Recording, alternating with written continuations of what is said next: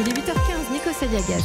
Nous sommes dans notre studio à Europe 1 rue des Cévennes, mais le ministre de l'Intérieur Christophe Castaner est à Strasbourg en direct. Vous allez l'interviewer, Audrey Crespo-Mara. Bonjour. Bonjour Christophe Castaner. Bonjour. Merci d'avoir choisi de vous exprimer ce matin en direct sur Europe 1. Vous êtes encore à Strasbourg où le terroriste a été abattu par les forces de l'ordre hier soir. C'est avec soulagement ce matin que les Strasbourgeois vont pouvoir retourner sur le marché de Noël. Soulagement, oui, parce qu'ils ont vécu pendant 48 heures l'angoisse de pouvoir retrouver une vie normale. Et je sais que beaucoup sont choqués, ils sont accompagnés d'ailleurs par des cellules d'aide psychologique. Mais j'ai d'autres sentiments. D'abord, la peine et le recueillement. Parce qu'à l'heure où je vous parle, il y a 3 personnes qui sont mortes, il y a des blessés dont certains luttent pour la vie. Mais j'ai aussi un sentiment de fierté pour les hommes et les femmes de la police nationale, de la gendarmerie, qui ont tout donné pour retrouver l'assaillant et le mettre hors d'état de nuire. Je pense aussi aux militaires de l'opération Sentinelle qui, dès les premières minutes, ont été confrontés à lui et l'ont blessé, ce qui a certainement permis aussi cette interpellation rapide. Et puis je pense à la vigilance nécessaire partout en France, car cet attentat est bien la preuve que la menace terroriste est toujours là, bien présente, et que malgré notre engagement, elle peut frapper encore et toujours. Regrettez-vous que le terroriste de Strasbourg n'ait pas été attrapé vivant ? Oui, parce qu'il est toujours important de pouvoir reconstituer l'enquête. D'ailleurs, nos 3 agents, nos 3 policiers qui sont intervenus l'ont interpellé oralement pour le contrôler, et c'est le moment où il s'est retourné et avec son arme, il a fait feu, et donc ils l'ont abattu pour se défendre, mais pour se protéger aussi mutuellement.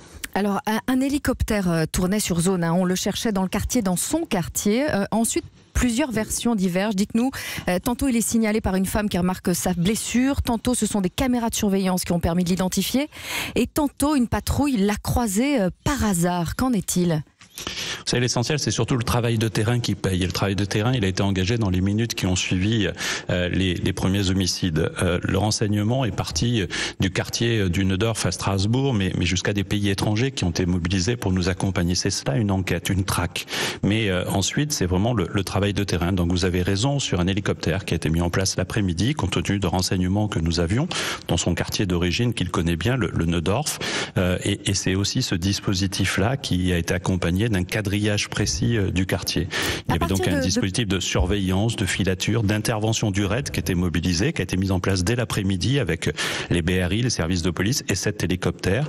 Et ça l'a contraint à se mobiliser dans le cadre du quadrillage, 3 fonctionnaires de police de la brigade spécialité de terrain, alors qu'ils patrouillaient, mais dans ce cadre-là, et pas par hasard, j'ai entendu cela et c'est assez surprenant, ont repéré l'individu qui correspondait au signalement et je vous ai dit ce qui s'était passé au moment où ils ont voulu le contrôler. L'individu s'est retourné, il a tiré, les policiers ont riposté et l'ont neutralisé. La traque a duré plus de 48 heures. À partir de quel moment avez-vous retrouvé la trace du terroriste ? En fait, au fond, dès les premiers instants, l'enquête s'est tournée vers le quartier du Neudorf, qui était son quartier d'origine. Et donc, nous n'avons rien lâché. Ça a été une enquête menée, je dirais presque mètre carré par mètre carré. Puis en même temps, quand vous faites du renseignement, vous vous intéressez à tout son environnement. Très vite, on a identifié 2 de ses frères. On a localisé 2 de ses frères qui n'avaient pas pu être placés en garde à vue. Et voilà, c'est tout ce travail-là qui fait qu'il y a eu des interventions, même à Paris, hier après-midi, dans le 7e arrondissement, sur des gens qui appartenaient à son environnement, où nous avons voulu vérifier. Et donc c'est ce travail de vérification qu'ont conduit les 380 enquêteurs qui étaient placés sous l'autorité du procureur de Paris, Rémi Heitz. Christophe Castaner, ce que vous nous dites, c'est que le terroriste n'avait pas quitté son quartier depuis l'attaque. L'enquête déterminera cela. Je suis incapable de vous dire au moment présent l'exact calendrier, agenda de son parcours pendant ces 48 heures, mais tout laisse à penser qu'effectivement, il est resté sur site, en planque, et que nous l'avons débusqué, chassé, parce qu'on peut utiliser ce terme-là, et ensuite, il a été neutralisé. Au total, combien d'hommes étaient mobilisés pour sa traque, et pour échapper pendant plus de 48 heures à autant d'hommes, a-t-il bénéficié du soutien d'autres personnes ? Sommes-nous face à un réseau organisé ? L'enquête le déterminera. Donc à l'heure qu'il est, je suis incapable de vous répondre précisément à cela. Mais rien n'indique qu'il soit intégré dans un réseau. Rien n'indique qu'il ait eu des protections particulières dans ce cadre-là. Mais évidemment, l'enquête, vous savez, n'est pas close. Le procureur se prononcera d'ailleurs en fin de matinée. Et moi-même, j'irai tout à l'heure aussi voir les enquêteurs pour les encourager à poursuivre, mais surtout pour leur dire un immense merci au nom, je crois, de la nation française et de tous les Français. Et si on résume son profil, c'est un délinquant multirécidiviste qui s'est radicalisé, qui a des frères radicalisés. radicalisés. C'est le même profil que Mera ou les frères Kouachi? Non, il faut prendre le temps avant de se prononcer. Vous savez, dans le commentaire, on peut commettre des imprécisions et des erreurs. Tel n'est pas le cas. Une chose est sûre, c'est que c'est un délinquant violent qui, dès l'âge de 10 ans, est identifié pour sa violence, qui commet de nombreux larcins. C'est pas un grand criminel, mais au moment où nous voulons l'interpeller, mardi matin, c'est pour une tentative d'homicide. Et donc, on est déjà là sur un haut niveau de gravité d'un point de vue pénal. Et c'est là où, mais on est vraiment sur du droit commun, c'est là où, quelque part, il est peut-être rattrapé par sa radicalisation. C'est un process qu'on connaît chez les terroristes. Il y a un facteur déclenchant, et le facteur déclenchant fait que, au nom du fait de sa radicalisation, il va commettre ces actes-là. Et en cela, il ressemble effectivement au nom que vous avez cité. 29 ans, condamné 27 fois, fiché S, en liberté. Vous êtes ministre de l'Intérieur. Qu'est-ce que vous comptez faire ? Moi, je compte respecter l'état de droit. Et je pense que chacun doit raisonner et se dire que la différence entre ceux qui attaquent la démocratie et les démocrates, c'est justement de respecter l'état de droit. Pour les faits qu'il a commis, il a été condamné. Pour les condamnations qu'il a eues, il l'a subi et il a fait ses peines de prison. Mais Christophe Castaner, vous entendez une partie de l'opposition qui vous demande d'enfermer les fichiers S français, d'expulser les fichiers S étrangers. Qu'est-ce que vous comptez faire ? Non, mais d'abord, quand nous avons des fichiers S étrangers qui sont condamnés, nous les expulsons déjà, chaque fois que c'est possible.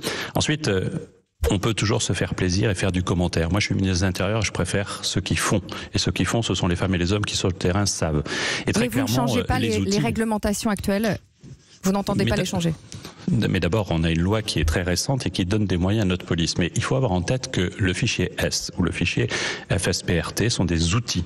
Sont des outils et ne sont pas des marqueurs judiciaires, ne sont pas des décisions judiciaires. Et alors, on peut très bien se dire, tiens, on va supprimer l'outil et tout ira mieux. Ce serait totalement inconséquent. D'ailleurs, je ne suis pas le seul à le dire ça. Il y a des responsables politiques, mais qui ont un minimum d'expérience politique, mais aussi d'expérience de la police et du judiciaire, qui disent la même chose que nous. C'est aussi bête que de penser que pour soigner une maladie, il faudrait casser le thermomètre. Moi, j'ai appris depuis tout petit que le thermomètre, c'était un indicateur d'une maladie. Et ensuite, il fallait traiter la maladie. C'est ce que nous faisons, notamment en intervenant dans les quartiers, y compris ici à Strasbourg, mais partout en France, en luttant contre la radicalisation. C'est ce combat-là que nous devons mener, parce qu'effectivement, la radicalisation peut conduire, pas toujours, mais peut conduire à des actes fous et à des actes terroristes. Daesh, Christophe Castaner, a finalement revendiqué l'attaque de Strasbourg. Ça prouve que malgré sa défaite militaire, l'État islamique conserve son influence ? Bien sûr, et donc c'est pour ça que le risque terroriste existe. Je voudrais vous rappeler que le 14 novembre, 3 jours avant le premier jour des manifestations des Gilets jaunes, nous avons démantelé un réseau terroriste qui voulait s'en prendre à la manifestation du 17 novembre. Je peux vous dire que depuis le 17 novembre, il n'y a pas une heure dans laquelle je ne vis pas avec le risque terroriste qui existe aussi sur les manifestations, parce que vous avez une masse importante de personnes. C'est ça la réalité. Jamais je n'ai pu dire que le risque zéro n'existait ou que nous n'étions pas dans une tension terroriste. Je l'ai dit constamment et je le dis constamment parce que c'est la réalité. Même si Daesh est affaibli à l'international sur site et que le risque d'attaque exogène venant de l'extérieur est diminué, le risque endogène, et nous l'avons hélas encore vu mardi, existe en France. Christophe Castaner, les forces de l'ordre sont engagées sur plusieurs fronts. La fronde des Gilets jaunes, la contestation des lycéens, jusqu'à hier soir la traque du terroriste et le plan urgence attentat. Avez-vous vraiment les effectifs suffisants pour mener toutes ces missions simultanément ? Oui. Parce que nos forces de l'ordre ont justement cette capacité à ne jamais baisser les bras. Et ce que j'ai vu ces dernières semaines, c'est cela. Mais franchement, je peux vous dire que je préférais que les forces de l'ordre soient en train de faire leur vrai métier, c'est-à-dire poursuivre les criminels, diminuer le risque terroriste, plutôt que de devoir sécuriser des ronds-points où quelques milliers de personnes, parce que c'est bien ce dont on parle, mobilisent énormément de force. Il y a un acte 5, paraît-il, de mobilisation des Gilets jaunes demain à Paris. Moi, je préférerais un acte de responsabilité pour nos forces de l'ordre, pour nos commerçants, pour notre économie. Il faut qu'ils se rendent compte, les Gilets jaunes, notamment à Paris, qu'ils ont fait vivre un coucou, celui de la violence des ultras, de droite ou de gauche, celui des voleurs, des casseurs, qui profitent de la manifestation pour se livrer au cassage tel qu'on l'a vu. Sans eux, sans les Gilets jaunes, ils ne sont rien, ceux-là. Et donc, je crois qu'aujourd'hui, les Gilets jaunes le savent. Vous appelez à la responsabilité.